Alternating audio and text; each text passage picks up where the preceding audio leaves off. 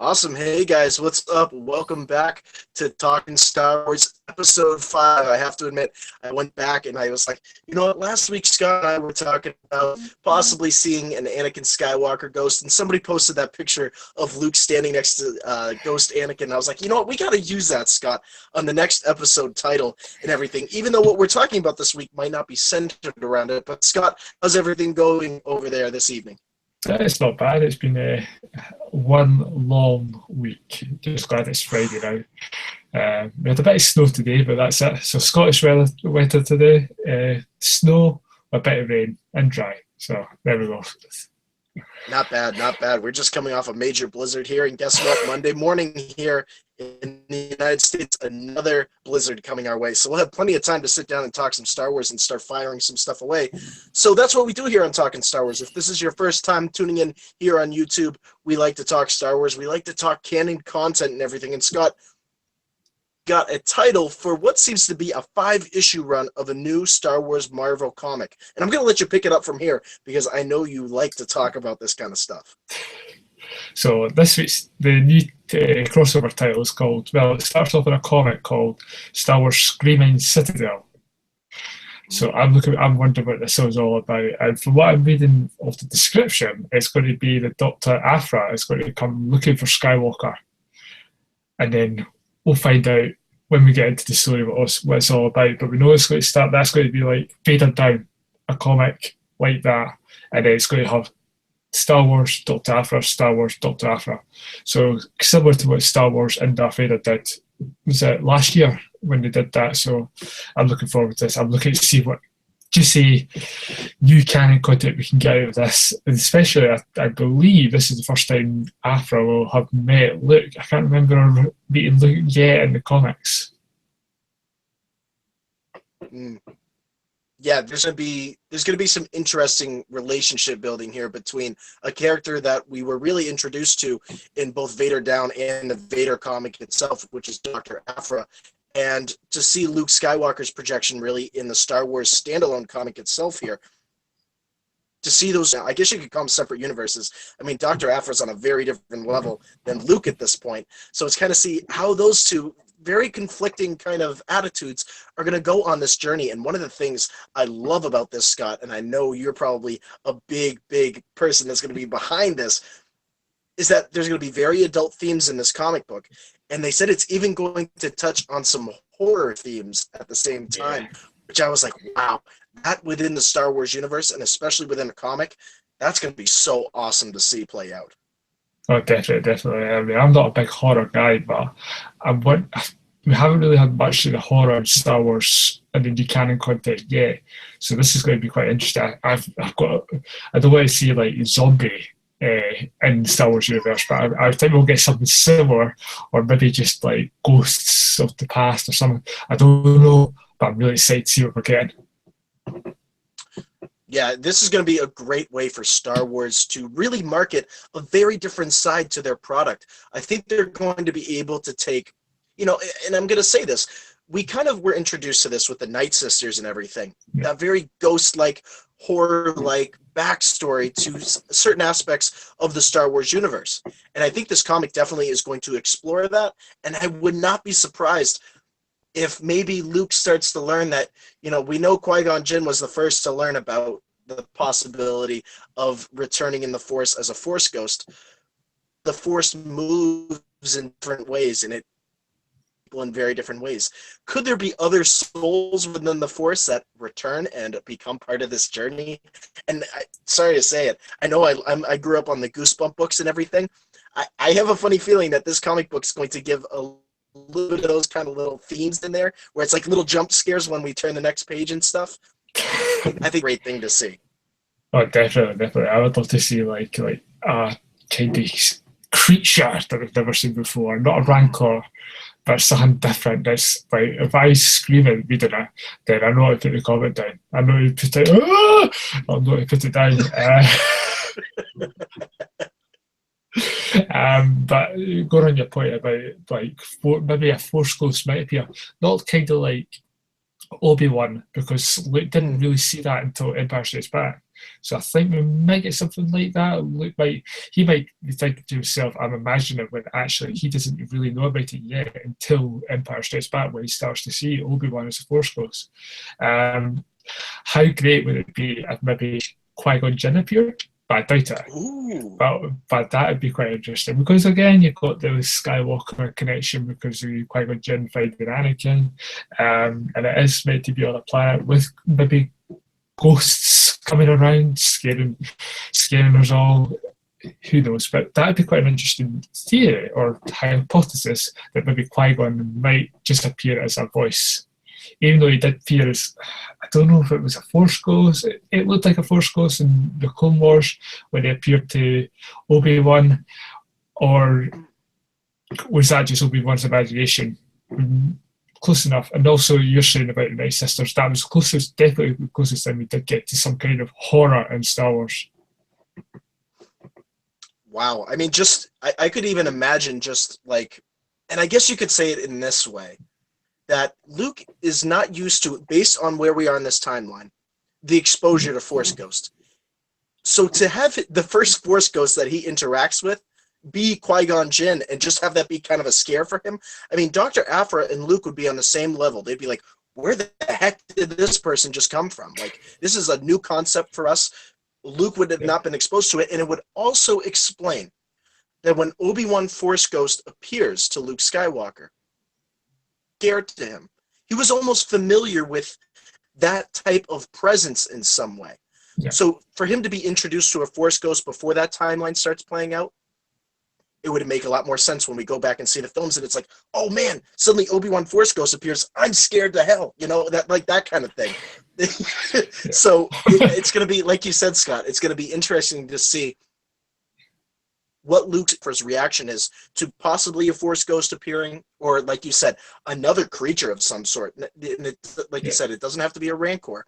It could be, maybe you could maybe see another kind of, I'm not even going to say, because I know we saw it at the beginning of the Maul comic, and I don't want to really make Rathtars like a Star Wars thing. I don't want to make them that. No. Would it surprise me? Oh, I know what we're going to do. Let's play a little game of over-under about whether a Rathtar is going to appear in Screaming Citadel. Let's set the percentage at our usual, Scott, at 45%. 5%. Over-under 45% that a Rathtar makes an appearance as one of these scary creatures in Screaming Citadel. What are you thinking? Over-under? 1%.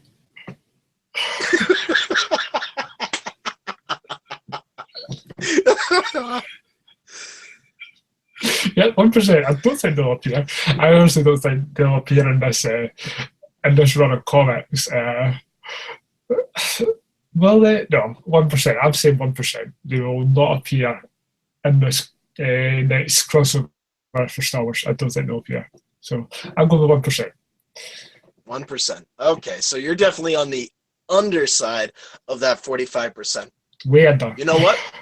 That's way under. That's putting it out there. You know what? I'm going to say something.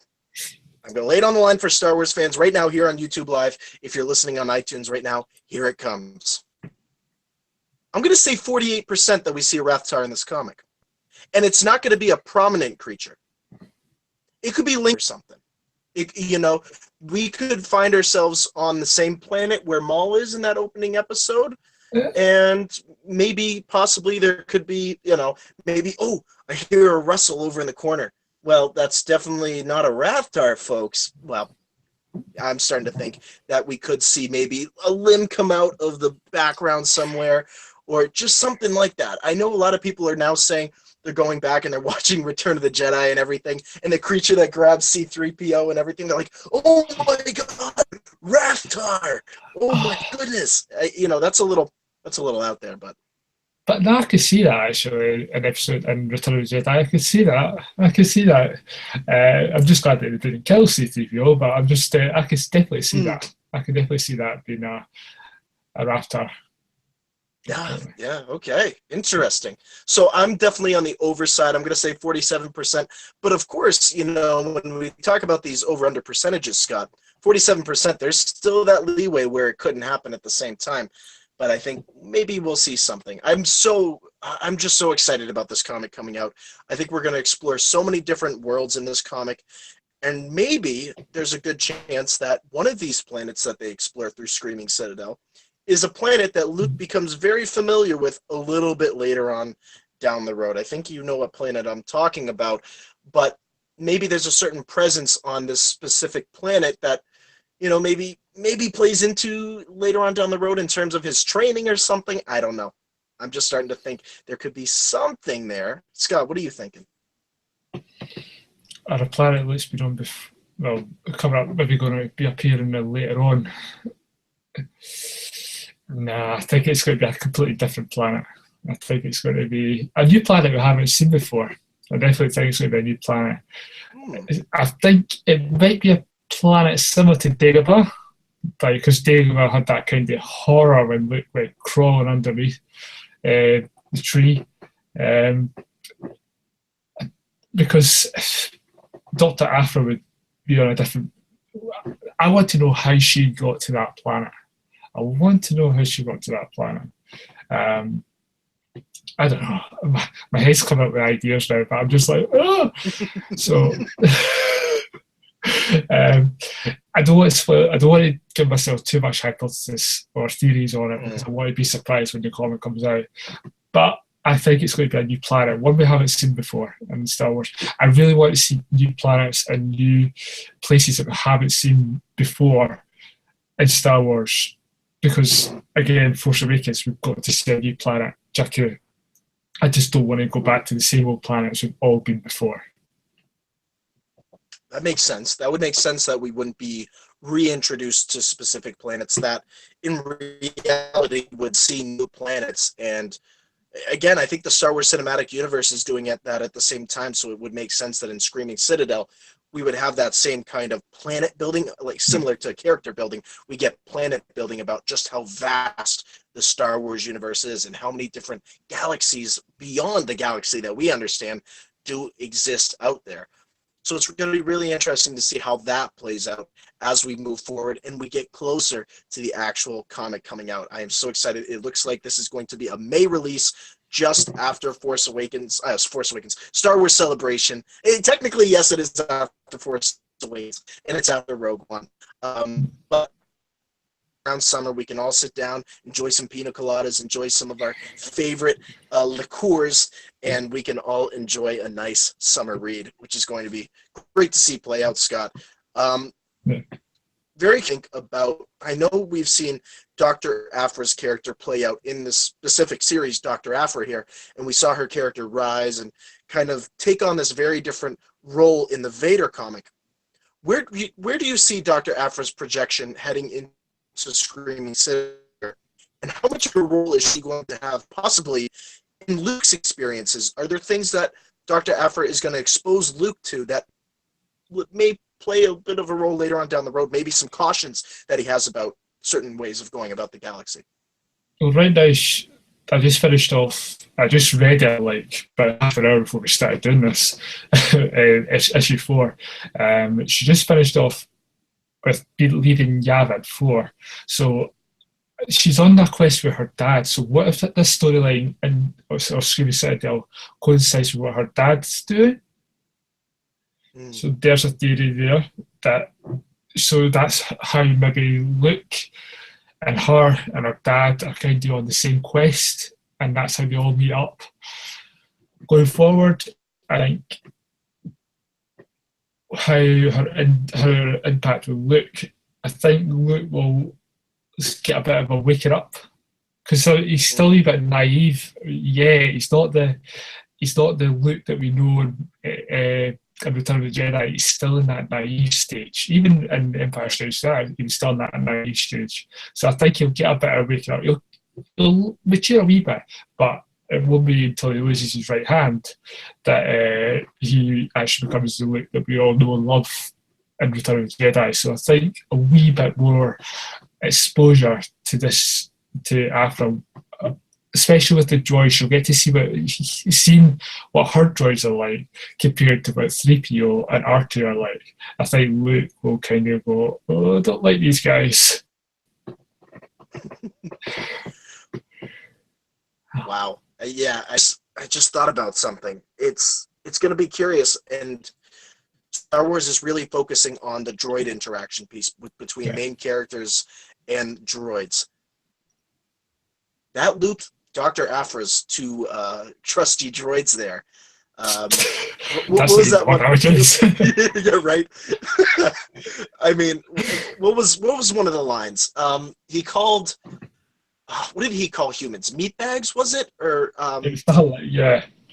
I mean, What is scum? It was something really like he just doesn't like humans. I mean, when he's killed off the cat off humans in the Vader comic, it's just pretty funny. He's just yeah, like, I don't care. I'll just kill them. Like I'm programmed to do this, not to walk fast, but I can kill humans very well. He just yeah. doesn't care. I can't wait to see if he calls Luke a meatbag. And Yeah, again, like you said, there is a certain amount of immaturity still with Luke. We still get a little bit of that whiny Toshi Station type of Luke at times, yeah, and to have that kind of butt heads with these very serious droids. I mean, we're talking about these droids wanted to take over basically the galaxy at one point. They wanted to stop Dr. Aphra. They wanted to stop Vader. And they yeah. had this kind of like underlining plan, and it just kind of fell apart and everything. The butting heads between Luke and Dr. Aphra and her droids is going to be absolutely fascinating. And I think this comic is going to do a great job of creating visuals. I know the artist behind Screaming Citadel has also been behind parts of the Star Wars comic itself and a little bit of the Dr. Aphra comic as well. And she's going to be, I can't remember if it's Karen Gillan, I believe, is the Yeah, name of isn't either Karen the, Gillan the actress? I think they have the same name, don't they? The, I thought it was Kieran, but I might be wrong. Is it Kieran? Kieran, yeah, it's Kieran Gillen. I'm sure. Kieran Gillan. Okay. Yeah, Okay. I I was might gonna be say, wrong. wow, what a Doctor Who tie in here. That's kind of interesting. But yeah, Kieran Gillen, who has been behind the Star Wars comic and the Doctor Aphra comic and much of its development, to take on this is going to be a journey for her, and I can already see the artwork. Like I can already see it popping out of the page. Like the words and the pictures are just gonna pop the entire time, Yeah. and it's gonna be unlike any other Star Wars comic I think that we've read up to this point, maybe going back to the 80s Star Wars comics. I know I'm a big reader. I go to comic stores, I pick up the 80s Star Wars comics, and just the way that the words, it's a very mature way that it's worded. And then to add those very particular, very detailed pictures that the comic artist did at the time, it was just a very different universe for me after, seeing, all the original trilogy movies and everything. It was on a very different level. I totally see this comic being on a very different level than the universe that we're used to. What do you think, Scott? I think we're definitely going to get some great visuals in this book. I mean, the Han Solo comic gave us some great visuals. I love the way they did with the Millennium Falcon, like the detail they had on the Millennium Falcon and the Han Solo comic. I hope they don't do the same kind of. I didn't like the art they used in the Chewbacca and Leia comics. I thought it was a bit naff. Um, your point about 80s comics, the way they did the 80s comics for DC comics as well, like the Mm-hmm. Batman, A Death of the Family, I like that kind of comic. The writing in that was pretty adult. I mean, go back to the Green Arrow where you had Speedy shooting, taking drug abuse basically. So Mm-hmm. that was very adult. I would like to see this comic more adult. And Star Wars has started to do that a wee bit more adult, not a lot of the kiddie stuff. That's more, you see a bit more of that in Rebels and occasionally, but you don't see it much really in any other comics. Even Rogue One wasn't very kid friendly. Part of it, it was very, especially when Vader was slicing everybody apart. Uh, that was very, very adult. Geeked out in the cinema when I saw that. I was like, oh! But yeah, you'll see me do something like that sometimes. Oh! But yeah, I think we're going to get some great artwork in this comic. Hopefully, some great artwork that I can put up on my wall. Mm. Yeah, that's gonna be really cool. I mean, I would love to just see certain aspects of this comic. And again, I'm gonna stem it back to some of the '80s Star Wars comics, and like you said, even some of the DC comics. Yeah. where you could take pages out of the comic book itself and you'd want to frame it. Like Yeah. the artwork was just so impeccable and just so natural looking that it was like, how can I put this thing aside and just let it sit there? I want to showcase it. I mean, we need a Star Wars comic that can showcase itself alone. You don't necessarily need the entire book as a piece of artwork. Each page is its own piece of artwork. Yeah. And like you said, the Han Solo comic is just like that. I would even say certain pieces of the Dark Horse Knights of the Old Republic comic were like that.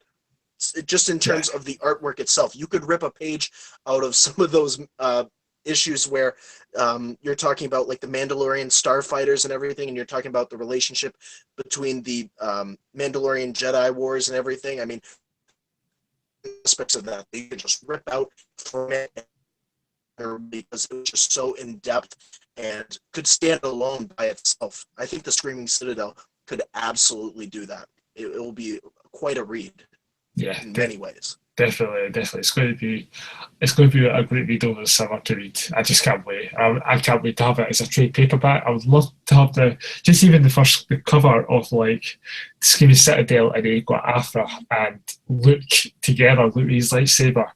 That's just with the moonlight in the background. That's a great cover. I would love to have that on my wall. Mm. Definitely. That's it. I have to admit, just based off of, I know I wrote a report for the Brick City Blockade podcast blog page.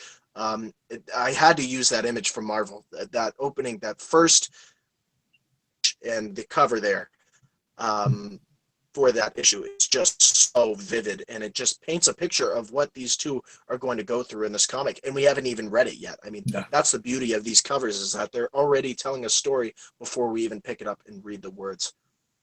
And speaking of reading the words before we even get to see it, we did get some episode titles for the upcoming second half to the Rebels season here. Now, I know we kind of kicked it off a little bit, and then we took a siesta here. I mean, there's been so much. We've got the episode 8 title between then, and now I think we're ready for Rebels. Yeah. I think Star Wars fans are ready to jump back into this universe, and we got some titles for the upcoming episodes. Now, of course, the one that stands out to me the most, Scott, is the Twin Suns. And I think we know where we are going with this. Yeah. But in the description itself, I'm going to be curious to hear. Ezra seems like he's going to be going on his own. Yeah. He is wanting to accomplish something. Now, I did not expect this. I thought that, yeah, we were going to see Obi-Wan versus Maul. Maul was going to go there to try to accomplish what his overall goal was after the Phantom Menace and all those other journeys that he went through in between them, was to finally get to Obi-Wan once again and to have his vengeance. Now, seeing that Ezra is going to be going alone on this journey to Tatooine to, of course, what the description says is to stop Maul from carrying out what he wants to get. What do you think this means? I know it's pretty blunt that, yeah, Ezra's going on this journey. He wants to stop Maul. But I think there's a lot more to the wording. I think Ezra's going to face some conflicts on this journey. And just to see possibly Obi-Wan, Maul, and maybe Ezra standing there too. That's going to be something. Just got this idea in my head. What if it's not Obi-Wan that kills Maul? What if it's Ezra that kills Maul? Whoa. I mean... All right, guys. See ya. Have a good night. That's it. Mind is blown. I do see some blood on the back of your...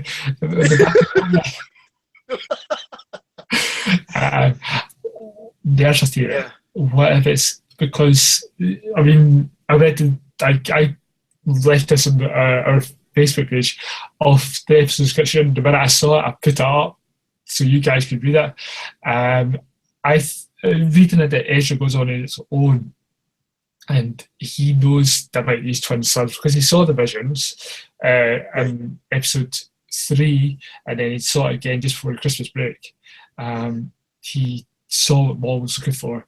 I mean, he doesn't want to take Kanan with him because, again, we're going back to the original, we're going back to episode 4, the first Star Wars movie, where Obi-Wan said he hasn't been called Obi-Wan in a very long time. We know that Kenobi is what Maul's going to call him, but I don't think Ezra will call him Obi-Wan Kenobi. You might, who knows what he'll call him, but we know it won't be Obi-Wan. So what, I really think it's going to be a battle between Maul and Ezra, not Maul and Obi-Wan. I think that's what we're going to get in this. I think this will be Ezra's trial, if so to speak. It'll be his trial on dealing with Maul. So if you have Obi-Wan and you have Ezra and you have Maul present at this time,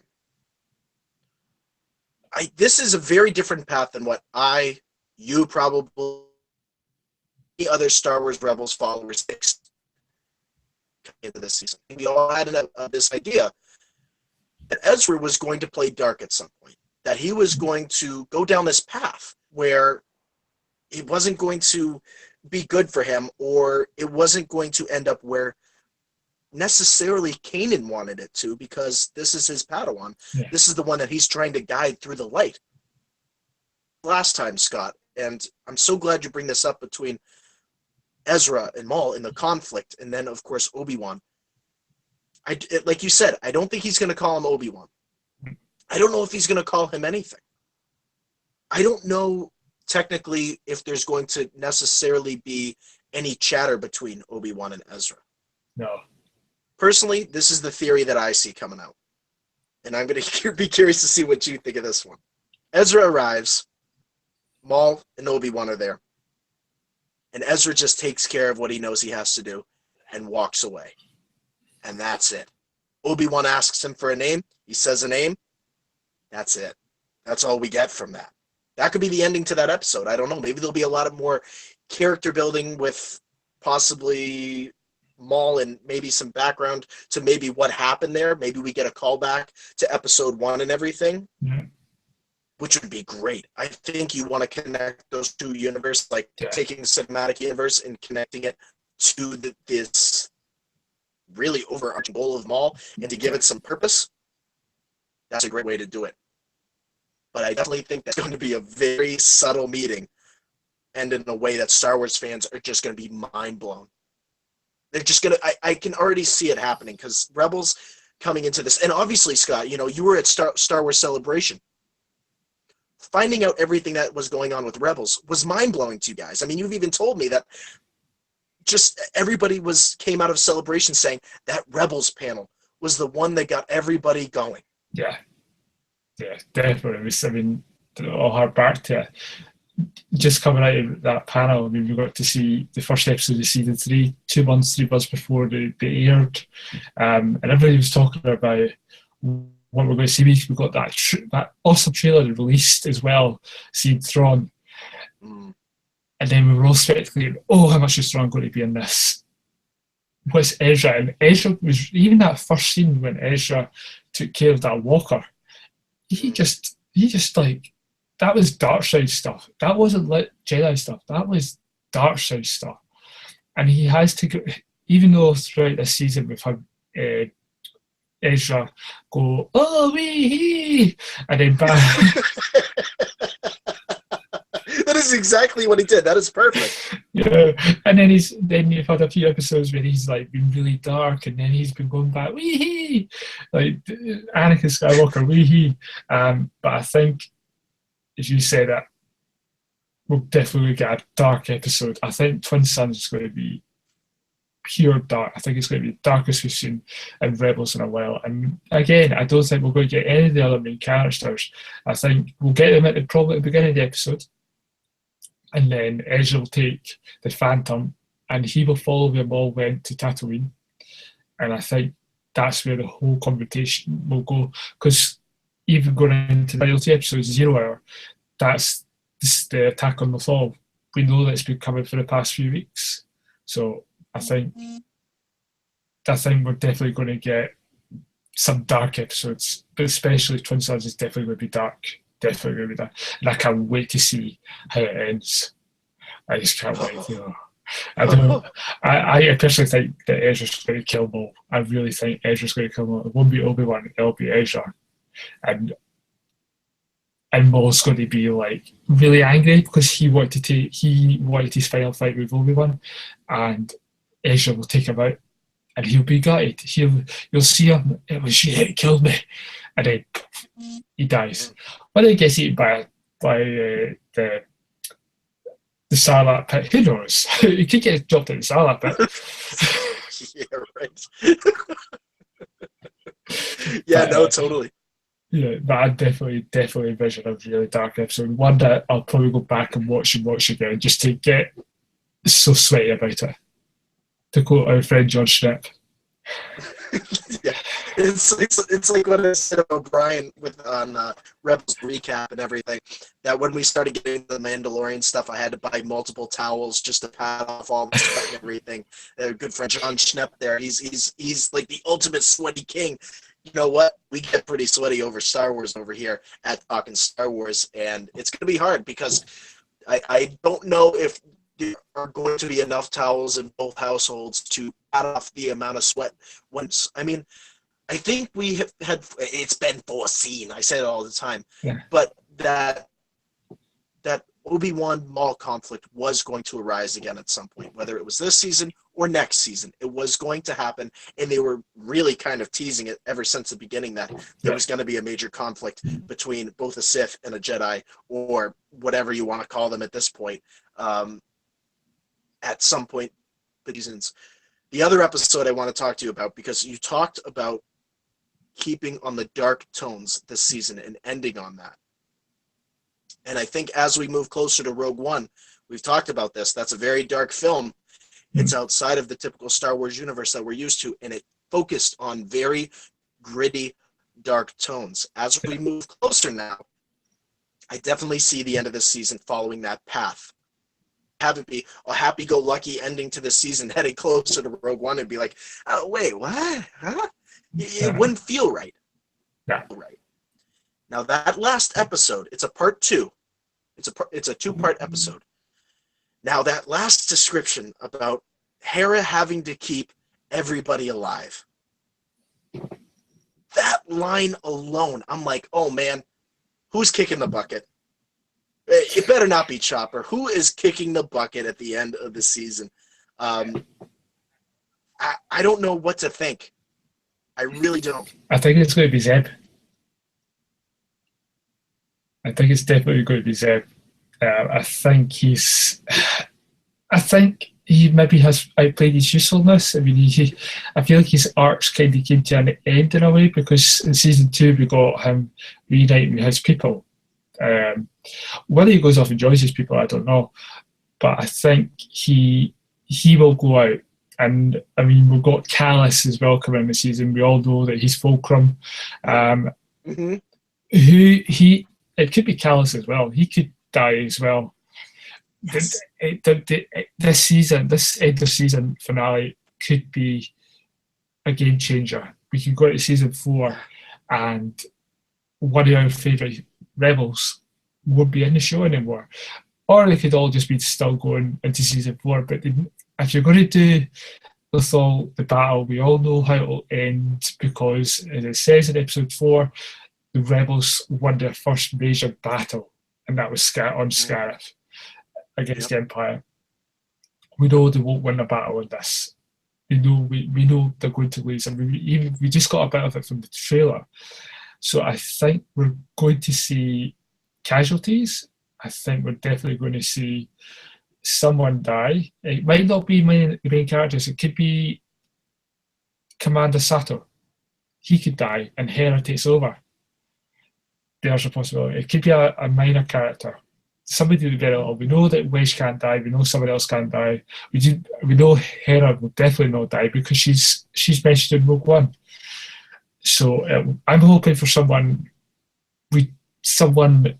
who's not a main character dies, but at the same time, I would like a main character just to die, just to up the stakes a wee bit, and to go into season 4 with that kind of grief and how they deal with that. I'm going to propose something to you, and it's it's it's it's just coming to my mind right now. You bring up a great point, and I think you were starting to kind of key in on this. And Callus's relationship build from last season specifically, when, of course, they're both stuck together, and we see Callus and Zeb. Of course, Callus says, "This is for Zeb saving me. This is, like, I'll let you guys pass this time. Just let Zeb know we're even at this point." I think that Callus-Zeb relationship, very end. Now, we know Thrawn has a pretty good idea about who is behind all of these rebel insights. Yeah. I would not be surprised if Zeb and Callus go at the same time, and it's by the hands of Thrawn. Yeah, I can see that happening. I can see that. I mean, they two have been going at it even since season one. The two of them have been going at it. And they've got some kind of connection there. They just don't know it. Maybe they do, but we know they've got a connection there. I mean, he even had a weapon of Seb's people, Callus did. So just that's a wee tiny connection. So them two go out as heroes would be great. It would be fantastic. But it's also going to be sad because we're losing, if you're saying we lose both Callus and Zeb, because it was quite nice having that inside in the Empire. And yeah, even before we went off for this month's break, we knew that Thrawn knows about Callus being Fulcrum. I would love to see that. I would love to see it. I hope it's a worthy one. I don't want a pointless death, because I've seen that a few times in other stuff, and a pointless death is just like, so what? That character's been wasted. So I would like to see them go out a heroic death. I just don't know what, but I'd love to see that. The two of them sitting there at a controlling a ship, fighting to save the rest of them, and they die. That would just be so great.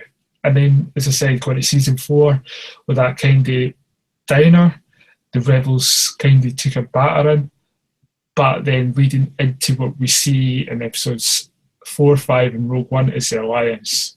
And we're going to get to see Mon Mothma and other guys from those original trilogy films. It's just going to be so great. Thrawn has to kill somebody. Yeah, it's just that simple. I mean, I think you talk about Grand Admiral Thrawn's projection this season, and I thought he was going to come in and be like, boom, killing people right off the bat. And technically he has in some ways. I'm not going to say he hasn't killed people. It's just been very subtle, and they've kind of kept it, kind of towards the background. And I think Filoni and Hidalgo and everybody, Gary Whitta, everybody over at Lucasfilm, who's behind the story writing for this project, and all the executive producers, they're waiting for a grand moment for Grand Admiral Thrawn to kill off two, I guess you could say, major aspects of the Star Wars Rebels story. And Zeb and Callus, not necessarily are they main characters, but they're very important characters in terms of what they bring to both crews. Yeah. Callus has been around for a very long time in the Empire at this point. He's been head of flagships. He has been behind a lot of the intel within the Empire. So to eliminate Callus and to eliminate Zeb, one from each side, is a message. And as we get closer to Rogue One, and if Thrawn is still alive, there's going to be a lot of storytelling that's going to need to happen. There's going to be a lot of storytelling that's going to happen for those two to line up perfectly. Yeah. And I don't know where I see Thrawn's character going here in terms of where he's going to be cut off at some point. I think it's kind of premature to even try to guess where that's going to happen. There's at some point here.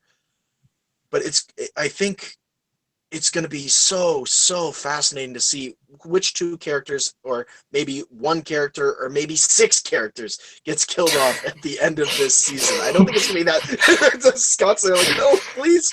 No 6 characters. Just one's enough, but maybe 2. No 6.